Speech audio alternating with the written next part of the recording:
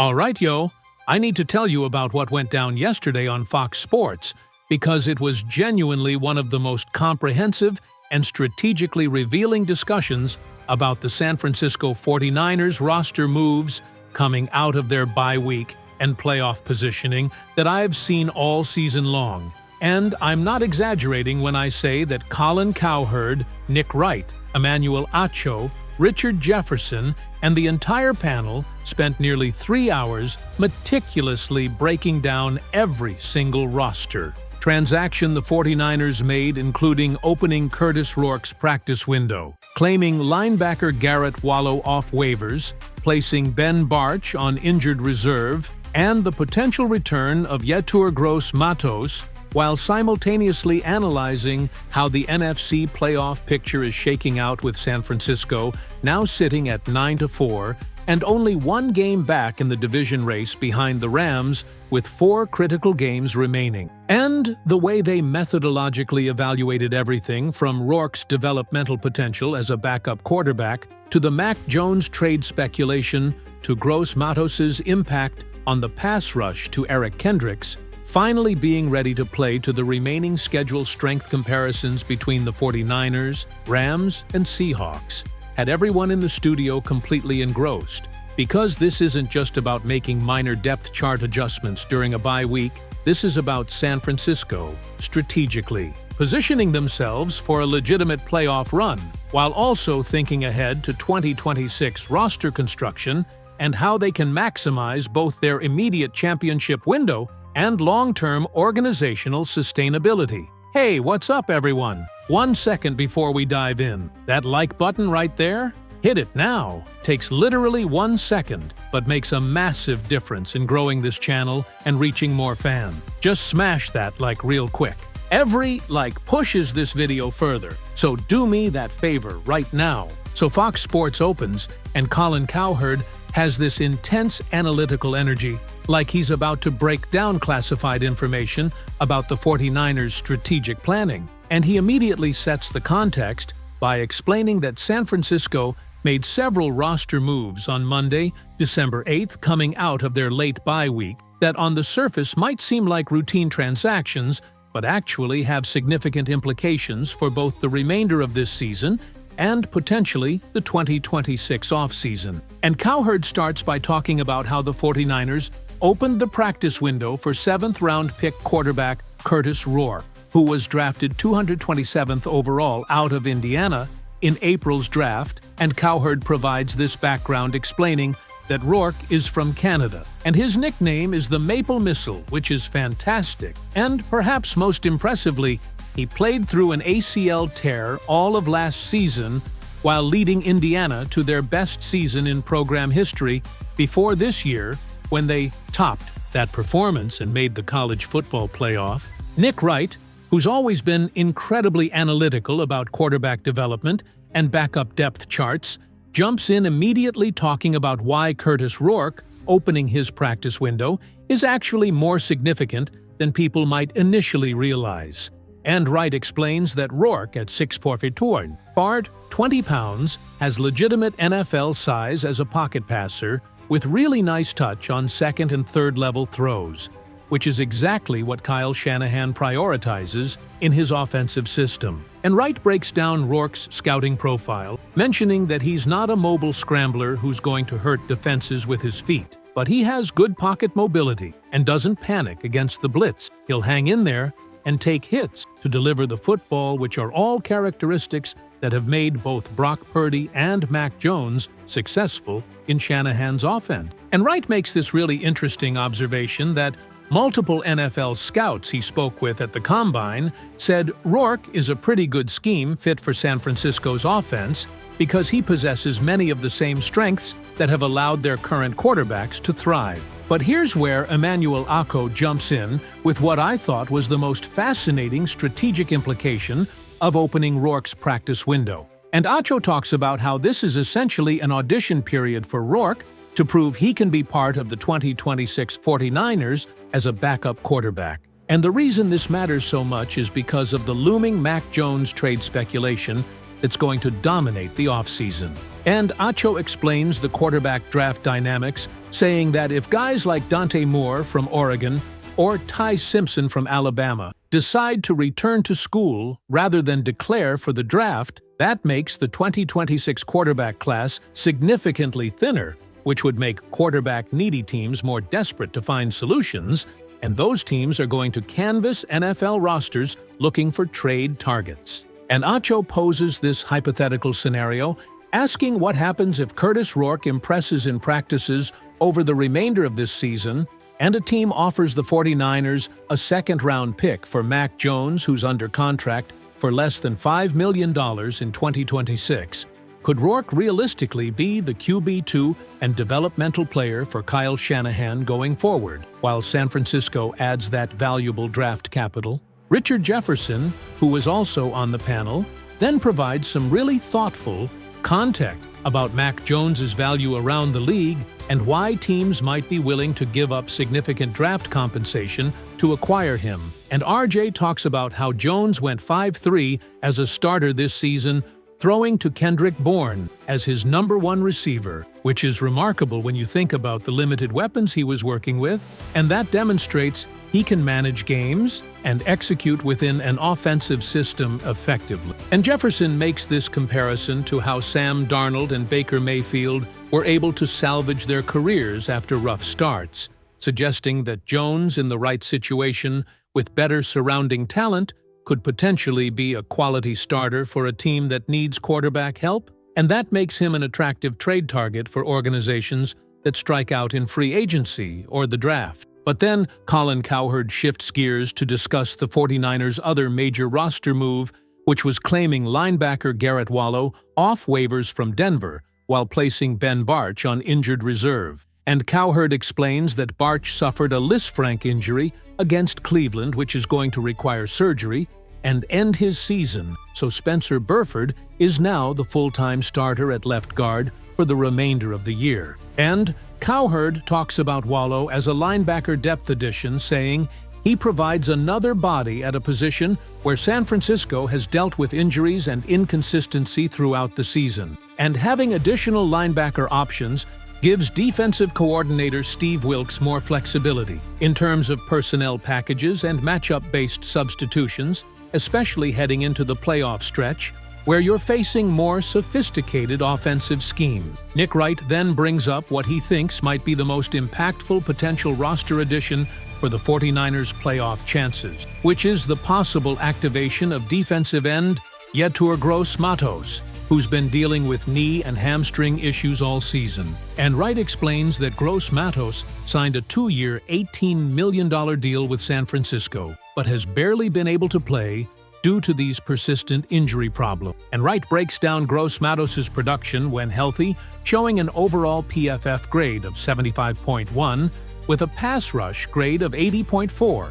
which led the team among players with significant snaps. And Wright emphasizes that the 49ers desperately need any help they can get generating pressure because their pass rush statistics this season have been absolutely abysmal. And Wright starts listing these horrifying numbers, saying San Francisco is dead, last among all 32 teams in sacks, second to last in pressures with only 126, 27th in hurries, and dead last in pressure rate. So clearly losing Nick Bosa and dealing with all the other defensive line injuries, including first-round pick Maliek Williams, has completely devastated their ability to get after the quarterback. Emmanuel Acho then jumps in talking about the versatility that Gross-Matos provides, which is so valuable in the 49ers' defensive scheme, and Acho explains that similar to Clelin Ferrell and Keon White, Gross-Matos can play both defensive end and defensive tackle,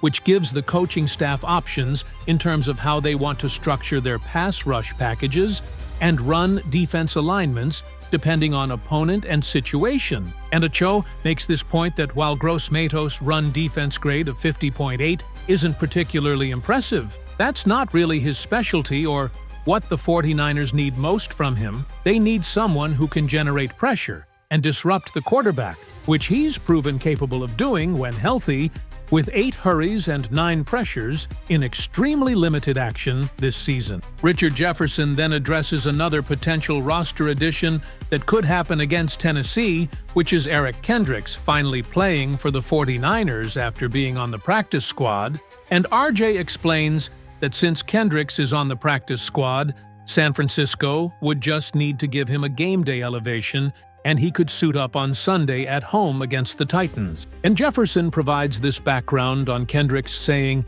he's been in the league for 10 years with 9 straight seasons of 100-plus tackles. And there's this fascinating backstory where Kendricks was going to sign with the 49ers last year in free agency, but spurned San Francisco and signed with Dallas instead, which led to the 49ers signing Draymond Jones, who was an absolute disaster. And RJ makes this argument that Kendricks represents a significant upgrade at linebacker in terms of coverage ability and football IQ compared to what they've been getting from some of their other options, so having him available for the stretch run could be really valuable, especially against teams with sophisticated passing attacks that target linebackers in coverage. But here's where the Fox Sports discussion took this really fascinating turn toward playoff picture analysis and remaining schedule comparison. And Malika Andrews introduces graphics showing the current NFC standings with the Rams at the number 1 spot, the Bears falling from the top seed to the final playoff spot at 7-6 after losing to Green Bay, the Packers jumping from the 6th seed to the 2 seed, and the 49ers moving up to 9-4 despite not playing because other results went their way. And Malika emphasizes that San Francisco is now only 1 game back in the NFC West, with 4 games remaining for the 49ers, Rams, and Seahawks. So this division race is incredibly tight, and every single game matters enormously in terms of playoff seeding and potential home field advantage. Colin Cowherd then gets really excited breaking down the remaining schedules for all 3 contenders in the NFC West. And Cowherd starts with the Rams, explaining they have to face the Detroit Lions at home in Week 15. But Detroit last played on Thursday night, so they have 10 days to prepare, which is a massive rest advantage. Then the Rams have to go to Seattle on Thursday Night Football, which means they're playing on a short week after facing an elite opponent. And Cowherd makes this point that these next 2 games could absolutely determine the Rams' playoff fate, because if they lose both, they'd be 10-5 heading into their final 2 games against Atlanta and Arizona, and the 49ers would have a legitimate shot at winning the division if they take care of business in their remaining game. Nick Wright then analyzes the Seahawks' remaining schedule and identifies some advantages and disadvantages. And Wright talks about how Seattle gets a huge break with Daniel Jones being out for the season with a torn Achilles, so they'll be facing either Riley Leonard, who's also dealing with a knee injury, or potentially a third-string quarterback against the Colts. And Wright breaks down the rest of Seattle's schedule, showing they get the Rams at home on Thursday Night Football, which is a massive game. Then they have to travel to Carolina in Week 17, and finally they host the 49ers in Week 18, which could potentially be for the division title and playoff seeding if both teams are still in contention. And Wright emphasizes that the Seahawks playing the Rams at home on a short week could be a significant advantage, because Los Angeles will be traveling on limited rest after facing Detroit. Emmanuel Acho then provides this comprehensive analysis of the 49ers' remaining schedule and their playoff odds, and Acho talks about how San Francisco is currently 13 5-point favorites against Tennessee, which is the biggest line they've been favored by all season, and they'll also be significant favorites on the road against the Colts on Monday Night Football, especially if Riley Leonard can't play due to his knee injury. And Acho breaks down the final 2 games, saying the 49ers are favored against the Bears on Sunday Night Football and against Seattle in Week 18 as of right now. So if San Francisco takes care of business and wins all 4 remaining games, they'd finish 13-4, which should absolutely win the division and potentially give them a top 3 seed in the NFC playoffs. And Acho makes this crucial observation that the Week 18 game against Seattle could determine everything, because if the Seahawks beat the Rams on Thursday Night Football in Week 16, then that final regular season game between San Francisco and Seattle might literally decide the NFC West champion and whether the 49ers get a home playoff game or have to go on the road in the wild card round. Richard Jefferson then brings up what he thinks is the most significant injury news impacting the 49ers' playoff chances, which is Colts head coach Shane Steichen officially announcing that Daniel Jones is out for the remainder of the year with a torn Achilles. And RJ talks about what an absolute disaster this season has been for Indianapolis after they started so strong with Jones playing really well before suffering this devastating injury. And Jefferson makes this point that the 49ers catching the Colts without Daniel Jones on Monday Night Football in 2 weeks is a massive break, because even if Riley Leonard plays, he's dealing with a knee injury and has limited experience in the NFL. So that should be a very winnable game for San Francisco on the road, which helps their playoff positioning tremendously. But then Kendrick Perkins, who was also on the panel, raises this interesting question about whether the 49ers should actually be worried about potentially looking ahead or not being as focused as they need to be against Tennessee, given that they're 13.5-point favorites coming off a bye week. And Perk talks about trap game dynamics and how sometimes teams that are heavily favored can play down to their competition or not execute with the urgency and intensity required to win comfortably. And Perkins makes this argument that the Titans with Cam Ward at quarterback have some offensive playmakers, and they're coming off a win against Cleveland, so they're not going to just roll over and die. San Francisco needs to come out and establish dominance early and not let Tennessee hang around and potentially steal a game on the road. Colin Cowherd then addresses this by talking about how coming off a bye week should actually benefit the 49ers in terms of preparation and focus. And Cowherd explains that when you have that extra week, your entire attention and game planning is directed toward that one opponent, so it's not like San Francisco is going to be unprepared or caught off guard by anything Tennessee does schematically. And Cowherd also mentions that the bye week allows players to heal up physically and mentally recharge their batteries. So guys who were dealing with minor injuries or accumulated fatigue from a long season get that opportunity to recover, and that should result in a more energized and physically healthy team